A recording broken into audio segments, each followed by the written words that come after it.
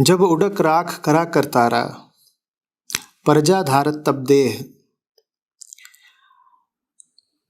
अपारा जब आकारक करत हो, कबहू तुम माय मिलत देह धर सबहू. When the Lord expands His creation, then many types of living beings get created.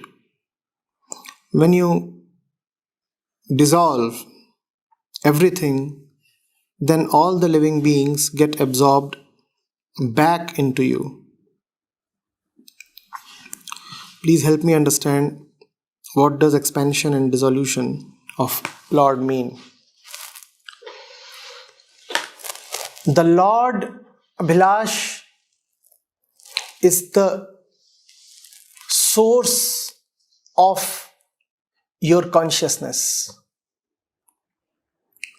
The world is the expanse of your consciousness. The Lord is the source of your consciousness. The world is the expanse of your consciousness.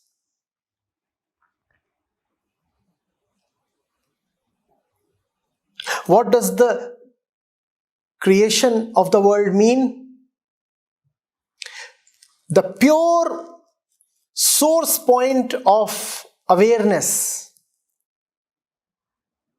has manifested itself into the multiple colors, multiple levels of consciousness.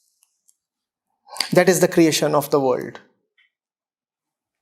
Now the world comes into being. The world and consciousness are one. God and the source of consciousness, which is pure awareness, two are one.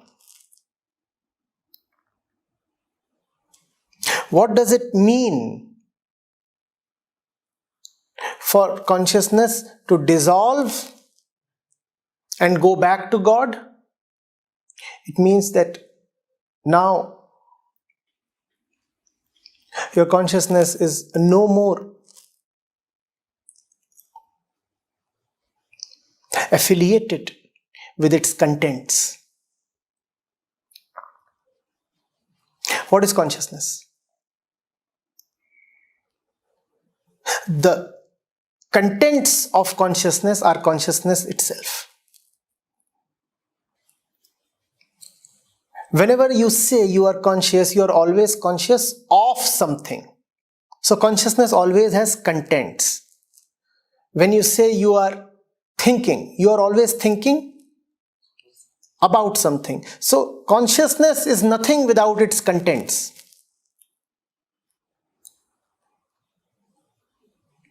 What does it mean then for the world to be absorbed back into God?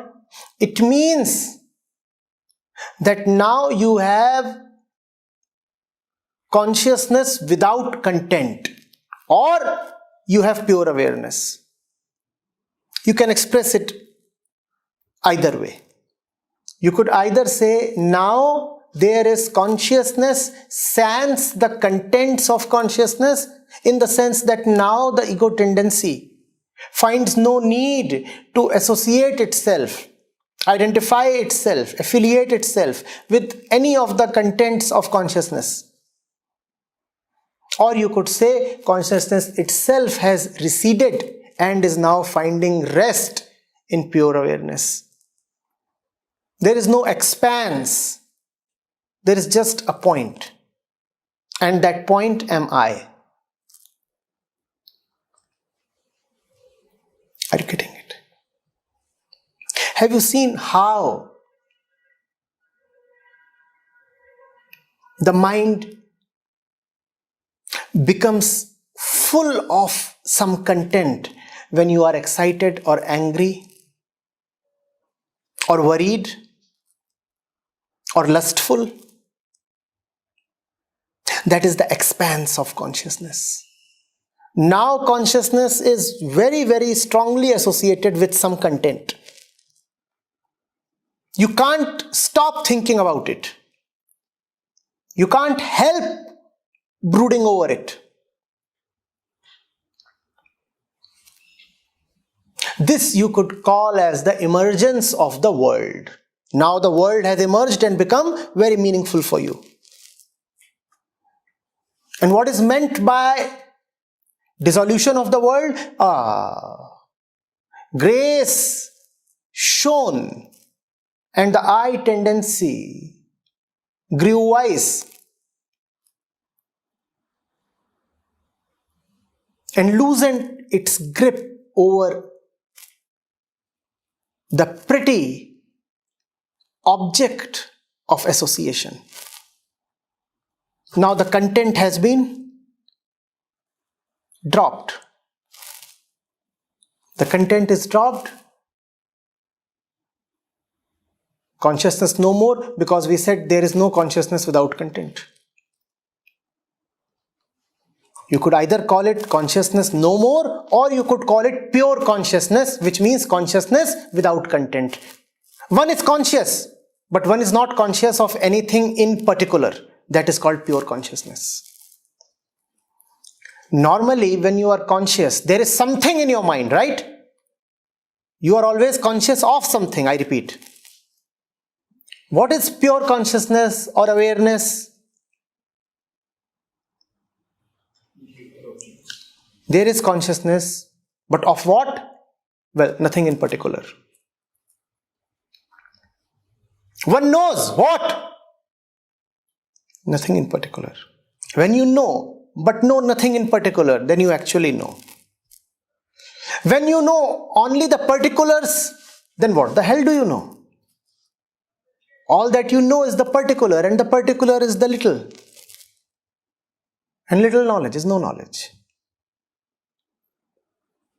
Therefore, knowing or awareness is when you know without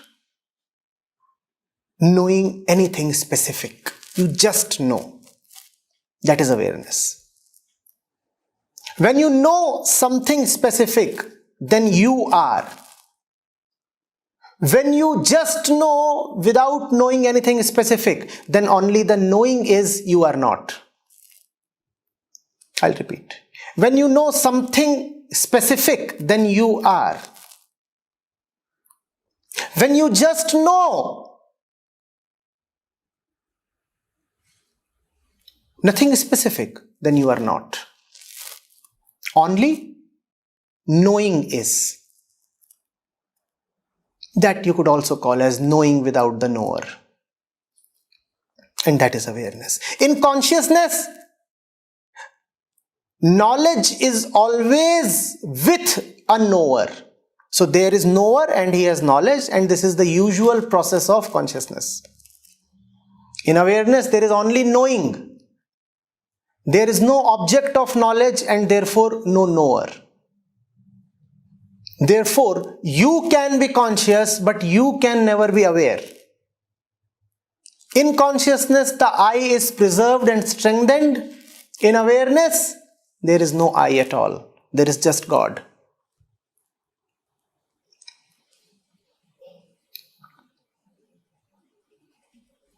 Getting it?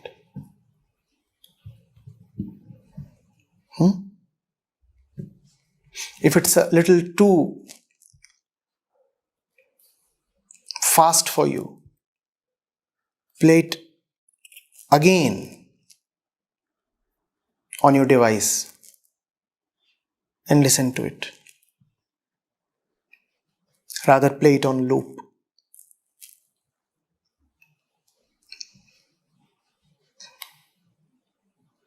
I have not said even a quarter of what needs to be said on this.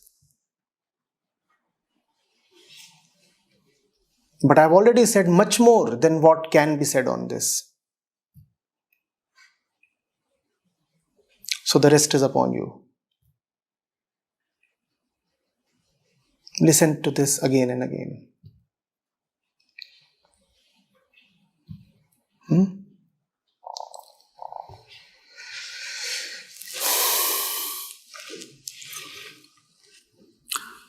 Abhilash quotes again from the Nitnem Sahib.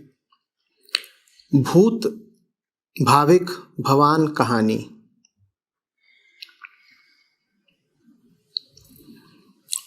Whatever happened in the past is going to happen in the future and is happening now.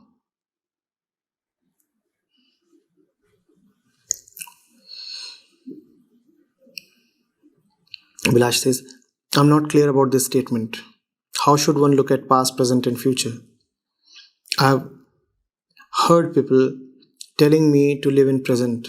What does this really mean? This statement in Nitnem seems to indicate that the future is nothing but a repetition of the past. Is it indicating that for a person living in time, the past, present, and future are the same, and we need to go towards timelessness? Please help me understand this. Yes, Abhilash. Broadly, yes. You are seeing it rightly.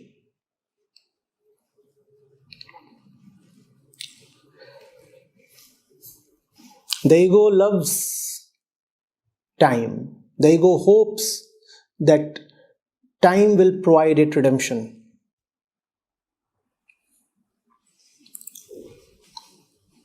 So the ego never likes to opt out of time.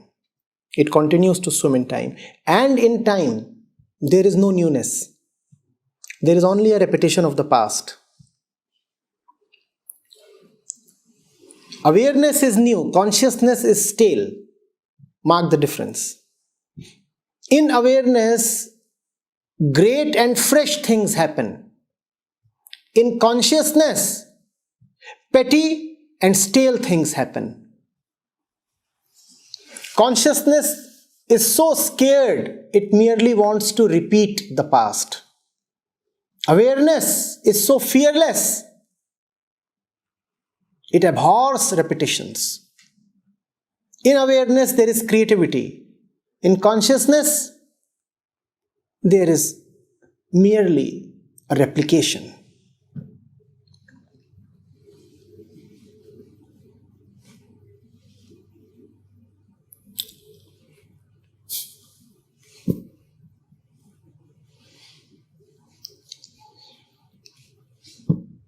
Consciousness is second-handed, never new.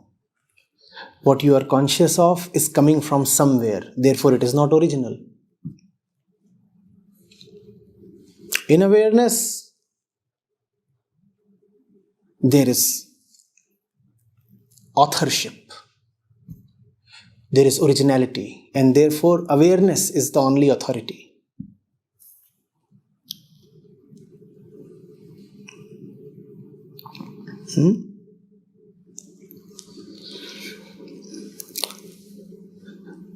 The Guru is telling us whatever happened in the past is going to happen in the future and is happening now. That's the cycle of Prakriti. Her design is trapped in time. Prakriti is movement, and movement can happen only in time. Change necessitates time. In Prakriti, there is restlessness, so everything is changing. If you are restless, you cannot sit still, can you? If you are restless, things will keep changing. In Prakriti, there is continuous change. In Prakriti, there is time. And yet, Prakriti never changes fully. It changes in its own dimension, the dimension of time. Like a flowing river in which there is continuous change, but within the two banks, the limits of the two banks are never breached.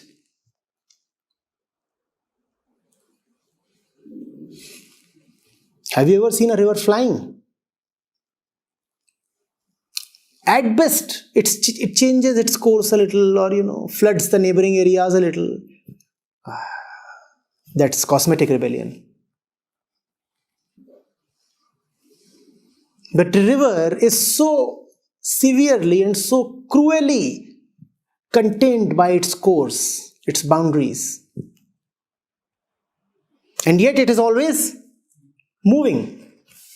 Movement. that is merely superficial and affords it no real change actually.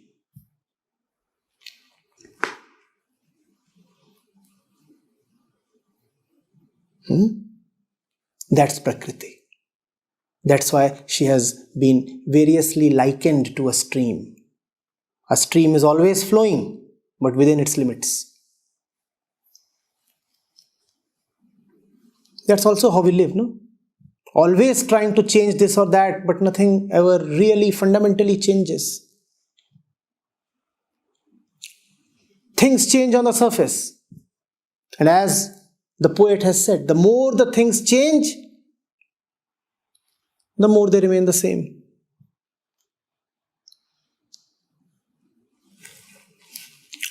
You had jealousy in the past, you have jealousy now.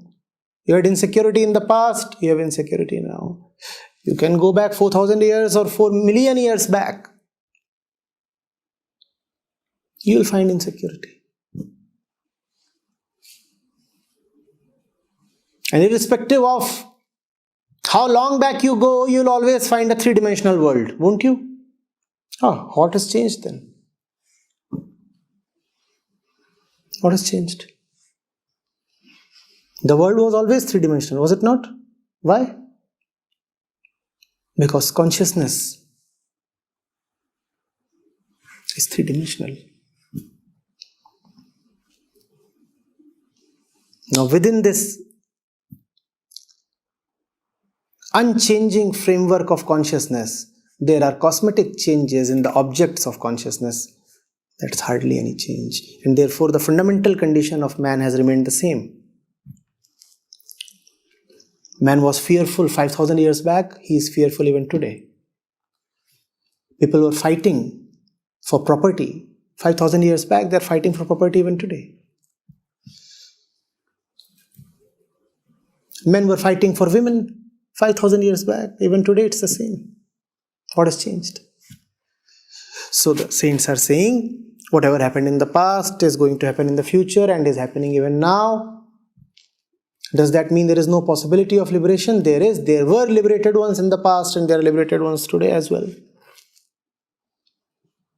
The ones who have to live contained in time continue to live contained in time, and those who loved liberation, they flew away then and they flew away even today.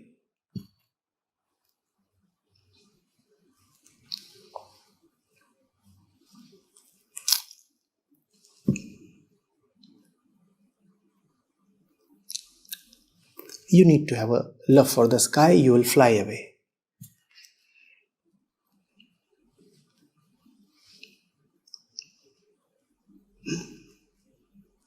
The possibility of liberation is always there. It depends on you whether you exercise that possibility.